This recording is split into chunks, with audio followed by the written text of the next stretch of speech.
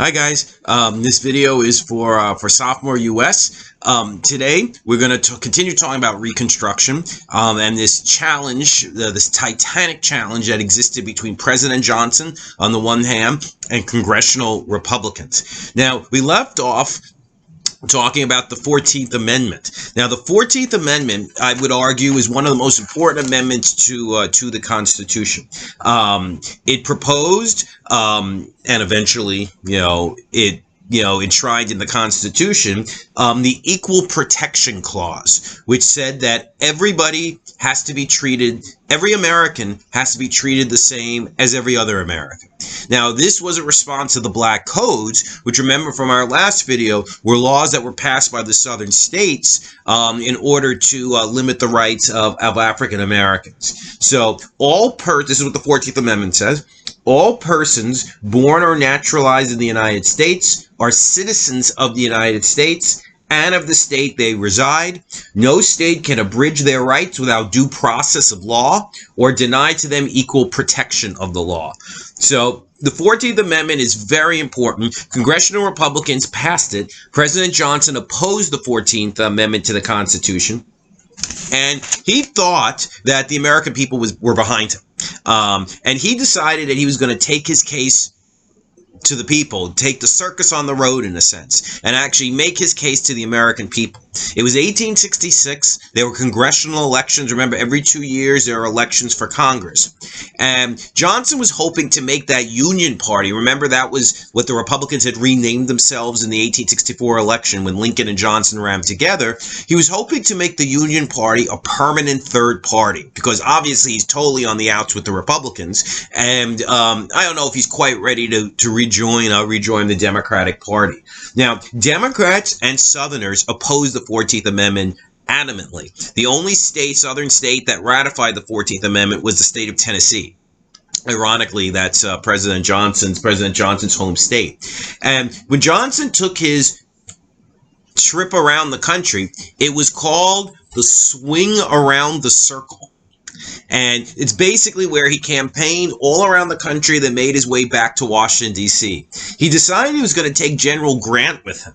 Now, remember, Grant is the great hero of the Civil War, the man who won the Civil War on the battlefield, and he was hoping that some of Grant's prestige perhaps would rub off on him. But the whole swing around the circle was a total disaster. People began booing and heckling Johnson, and he, as you would expect, responded in kind. People used to throw fruit and vegetables at him. People cursed, and he cursed back and screamed at them. So the whole thing was just so undignified for the President of the United States to be acting this way. Imagine that. And the thing is that Johnson actually wound up hurting his cause. So in the 1866 election, the Republicans won 2/3 control of both the House and the Senate. Now remember that 2/3 number is very significant because if you have 2/3 of the vote in the House and the Senate, you could override presidential vetoes. So this basically meant that President Johnson was powerless to actually to really do much of anything. So 1867 rolled around, and this ushered in a period known as Congressional Reconstruction.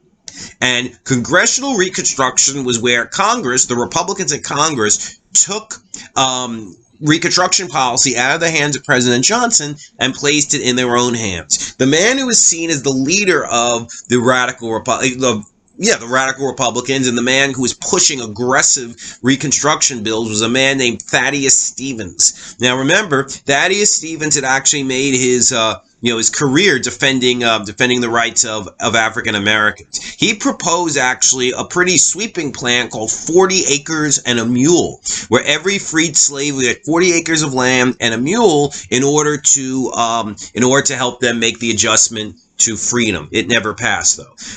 Interestingly, Spike Lee, the director, actually named his production company 40 Acres and a Mule after Thaddeus Stevens' plan. Now, what they did pass, though, were the Reconstruction Acts of 1867. And Stevens said that his goal in passing these bills was to humble those proud traitors. And he's of course playing the tough guy there, but there was another objective. Stevens and the radical Republicans wanted to make sure that African Americans were guaranteed some basic rights. And the only way to do that was to pass a really harsh Reconstruction bill. Now, this is what the Reconstruction Acts of 1867 did. One, it invalidated all the state governments in the South that had been established by Johnson under his very lenient Reconstruction plan. Number two, the old Confederacy was divided into 5 military districts. Basically, he placed the South under martial law, under military rule. And as you can imagine how Southerners feel about that. Voters in the South, ex-Confederates, those who had been part of the Confederacy, either fighting for the Confederacy or what. Remember, that's a lot of white men in the South were part of the Confederacy in some way. They lost their right to vote. They were stripped of the right to vote. Black Southerners got the right to vote in the South. Interestingly, Northern blacks were still not voting at this time, so that's very interesting. Southern blacks got the right to vote, and ex-Confederates lost the right to vote. So this basically means that they were going to have Republican governments being elected in the South, right? Because if Southern whites aren't voting and black people are voting, then we know how they're going to vote. They're going to vote Republican, the party of Lincoln, the party that wants to actually institute these Reconstruction initiatives. Now, once they also had to write a new state constitution that guaranteed black rights. Once that constitution has to go to Congress to be ratified, once that constitution was ratified by Congress, then the southern state could be readmitted into the Union and be a full part of the United States. So this is this is a very radical bill, right? Placing the South under martial law, under military rule, disenfranchising white people in the South, and giving black people the right to vote. But nothing was passed like 40 Acres and a Mule, because even though they were passing such a radical Reconstruction bill like this one, property rights were still so sacred that the idea of actually taking white people's land and give it to black people was just unthinkable. Now, Johnson tried his best to sabotage this new law. Now, remember, he's limited, because they have 2/3 control of the House and the Senate. But one thing he actually did do was he appointed conservative generals to actually be in charge of each of the 5 military districts in the South, hoping they'd enforce the Reconstruction bills as, acts as loosely as possible.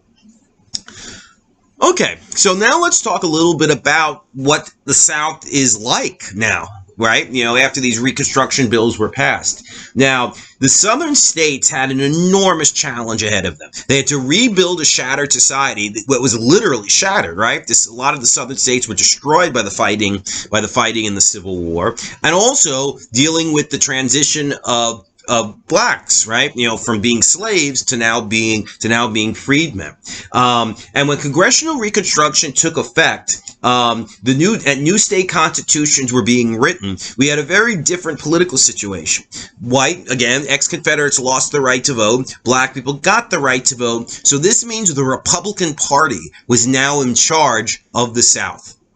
Because the people who were voting in the South were black people who were loyal Republicans, and in fact, black people were the voting majority in most southern states at this time.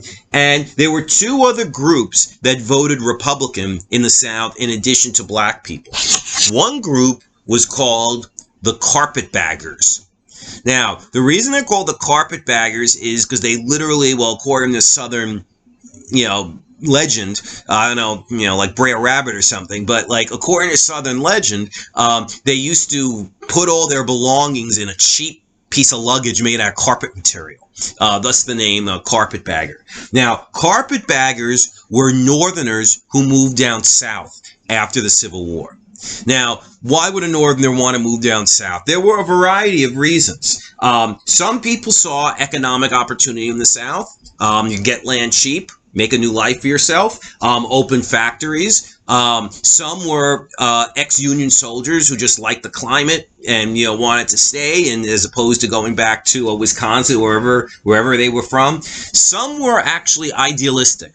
There were some white Northerners who wanted to go down south because they felt that that's where I could make a difference. So, like, now idealistic young people might want to go to a foreign country, the Peace Corps, or something like that, in order to help people in third world countries. Well, a lot of idealistic liberal Northerners said, I want to make a difference. I'm going to go down south, and that way I can actually help black people. So Northerners were in the South for a variety of reasons. There was a mix of motives for Northerners to go down south, for people to actually carpetbag. And Southerners hated them because Southerners basically felt that the carpetbaggers were a bunch of pirates. They were Northerners who came in to just take advantage of their weakened position.